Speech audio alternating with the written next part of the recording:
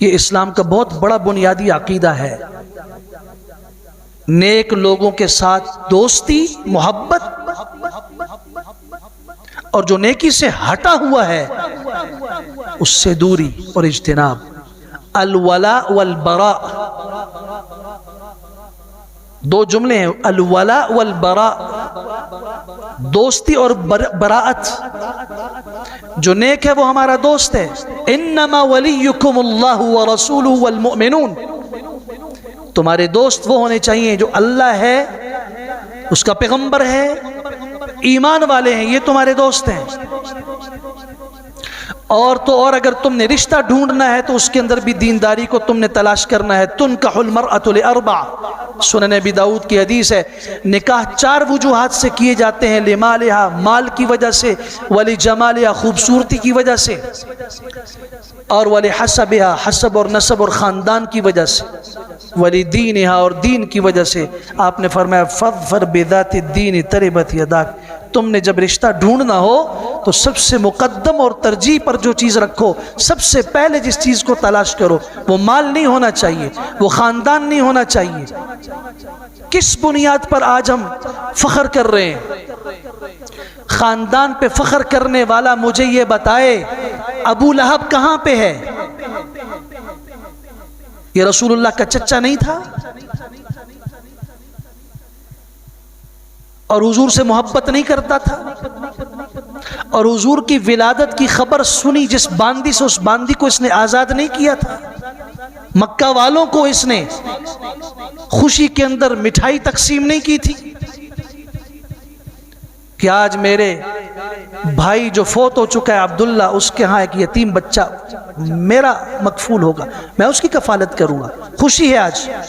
مگر حضور کی ذات سے تو محبت رہی۔ حضور کے لائے ہوئے دین اور مشن کی مخالفت کرنے والا سب سے پہلا یہی تھا۔ تو تبت یدا ابی لہب وتب کی سورت کا ترجمہ گھر میں جا کے پڑھ لینا۔ میں فلاں خاندان کا اتنا بلند آدمی ہوں، میں نے رشتہ فلاں جگہ سے کیا ہے، میرا تعلق فلاں اونچے خاندان سے ہے۔ حضرت سلمان فارسی رضی اللہ عنہ نے ایک جملے میں حقیقت سمجھا دی، فرمایا تمہیں مبارک ہو بنو تمیم، تم بنو تمیم اپنے قبیلوں پہ فخر کرو، تم بنو عدی اپنے قبیلوں پہ فخر کرو، انا ابن الاسلام، میں اسلام کا بیٹا ہوں، ولا لی سوى الاسلام، اور اسلام کے سوا میرا اور کوئی تعارف نہیں ہے۔ میں اپنے باپ کا تعارف نہیں پیش کرتا، میرا باپ کون تھا۔ آج کہا جاتا ہے سلمان الفارسی، فارس کے رہنے والے سلمان، باپ کا نام کیا ہے؟ مگر رسول اللہ صلی اللہ علیہ وسلم نے فرمایا سلمان منا ومن اہل البیت، سلمان ہم میں سے ہے، یہ ہمارے اہل بیت میں سے ہے۔ حضرت بلال، ان کا تعارف پوچھنا ہے تو اللہ کے پیغمبر کی زبان سے پوچھو، ان کا تعارف معلوم کرنا ہے تو سورہ حجرات کی آیت 13 کھول کے اس کا سبب نزول پڑھو۔ یہ جو آیت آئی ہے کہ دنیا میں جو خاندان ہے، انا خلقناکم، ہم نے تمہیں پیدا کیا اور تمہیں مختلف خاندانوں میں تقسیم کیا، شاخیں بنائی، یہ تو صرف تمہارا تعارف ہے۔ وَجَعَلْنَاكُمْ شُعُوبًا وَقَبَائِلَ لِتَعَارَفُوا، اصل کیا ہے؟ ان اکرمکم عند اللہ اتقاکم، تم میں سب سے معزز اللہ کے ہاں متقی اور پرہیزگار ہے۔ یہ آیت نازل کس کے متعلق ہوئی تھی؟ حضرت بلال رضی اللہ عنہ کے متعلق۔ حضور کے رشتے میں کیا لگتے تھے؟ یہ بھی بڑی عجیب بات ہے۔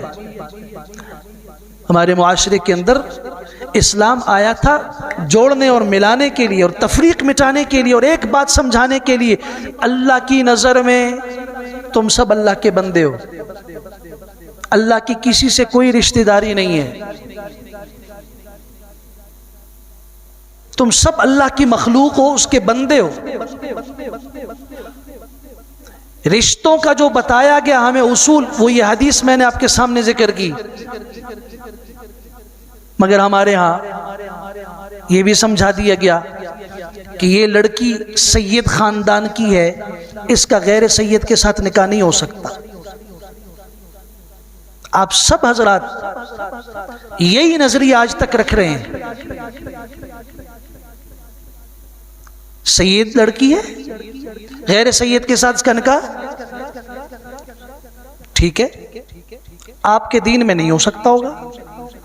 ہمارے سامنے جو دین ہے وہ رسول اللہ صلی اللہ علیہ وسلم کا لایا ہوا ہے، اور میں لمبی اس پہ گفتگو نہیں کرتا، ضمنی بات آ گئی، صرف اشارہ کر رہا ہوں کہ رسول اکرم صلی اللہ علیہ وسلم کی سب سے بڑی بیٹی زینب کس کے نکاح میں تھی؟ ابو العاص بن ربیع کے نکاح میں۔ کیا یہ خاندان بنی ہاشم میں سے ہے؟ سیرت کی کتابیں پڑھ لینا جا کے۔ جہالت کا اتنا بڑا پردہ ہمارے اوپر پڑا ہوا ہے کہ ہمیں اپنی دین کی واضح ترین ہمیں سورج نہیں نظر آ رہا۔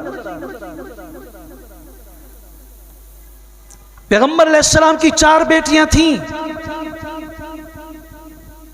سب سے بڑی بیٹی زینب کا نکاح ابو العاص بن ربیع سے ہوا ہے۔ جا کے تاریخ کی کسی کی کتاب کو پڑھ لو، یہ خاندان بنی ہاشم میں سے ہے، یہ سید خاندان میں سے ہے۔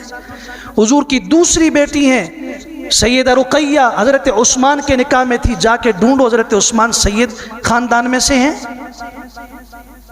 وہ تو اموی خاندان میں سے، بنو امیہ میں سے ہیں۔